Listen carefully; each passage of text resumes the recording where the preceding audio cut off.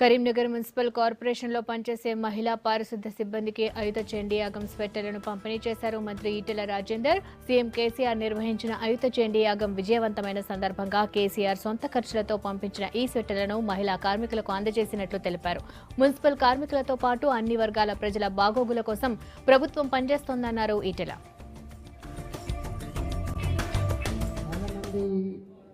ఆశతో ఉన్నారు, తెలంగాణ వచ్చింది, మా బతుకులు బాగుపడతాయి, ఈనాడో ఒకనాడు ప్రభుత్వం కనికరిస్తనే భావన ఉన్నమాట వాస్తవం.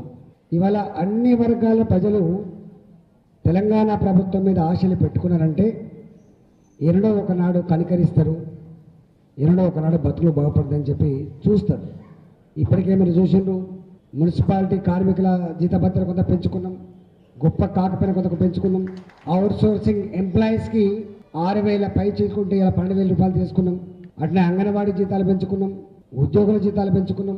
ఒక్క మాటలో చెప్పాలంటే అభాగ్యులు, అనాథలు లేదా ఉద్యోగులు అన్ని వర్గాలకు కూడా ఉన్నంతలో కొంచెం చేసుకునే ప్రయత్నం చేస్తున్నాం.